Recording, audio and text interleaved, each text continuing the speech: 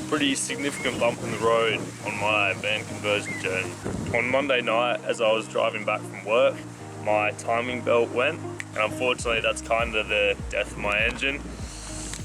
And my car is no longer drivable. I've had it all looked at by my mechanic and the engine's been pulled apart. Based on the type of motor it is, it's not a job that's viable to actually fix, and the most sensible way to get my van back in working order is going to be an engine replacement. So I've called around and got a quote for how much it's going to cost to get a new engine in there, parts and labour, and we're looking between $5,000 and $6,000, which, considering I bought the van for $2,000, it's quite a bit of money to put into the old thing. I suppose this is just a cautionary tale that if you are buying a vehicle, make sure it does have the servicing records, because this is something that, if I knew the belt had to be replaced, would have been like a $200-300 job, and we could have avoided all of this. So the takeaway from this is that if you are buying a van secondhand, it's going to be a really good idea to make sure it's got up-to-date servicing records, so you don't have something like this blow up in your face.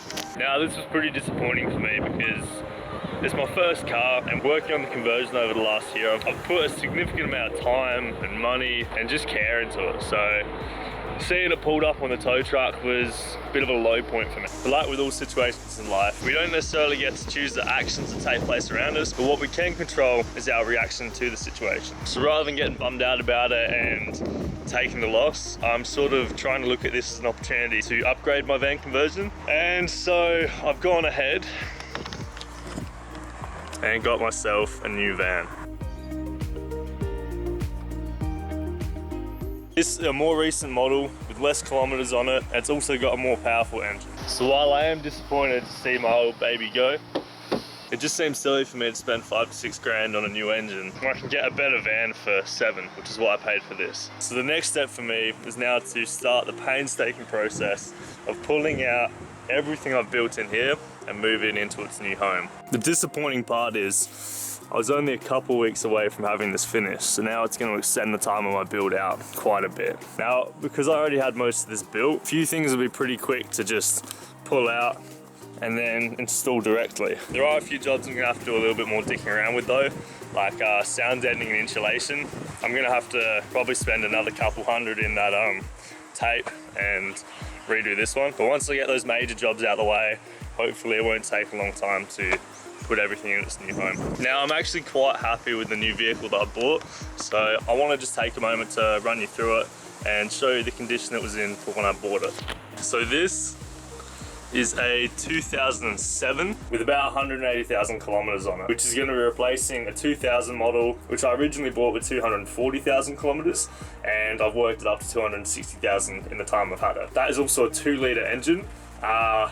Because it's older, had no air conditioning, no power steering, winter. Before I found this van, I looked at a few other ones, and this was by far the best state that I'd seen one in for this price. I could tell that the guy I bought it off of really looked after the van, and that's what made me feel as confident to buy as I was. And it came with full servicing records, which I now know is important. Now, I also wanted to talk about the improvements that this van has over my old one. The obvious things, which I've already mentioned, are 80,000 less kilometers, and it's 7 years newer. On top of that, this also comes with power steering. The clutch is so much easier to put in. A really nice sound system, which I love. My music no longer sounds like it's being played on an iPod in another room. The other little addition that this guy did for the van is a little custom electric window, which my old van didn't have. That's just one of those little things that isn't necessary, but I do like about this van. So because most of these vehicles are used by tradies, the internal takes a bit of a beating. So the first step for me is gonna be to buy another can of touch-up paint. And while I've got nothing in here that's gonna stay, I'm gonna go pretty heavily spraying everywhere to make this van look as new as possible for when I move all my furniture in. Most of this should be fine just to quickly spray over, but the areas where I see rust, that's all gonna have to be sanded back.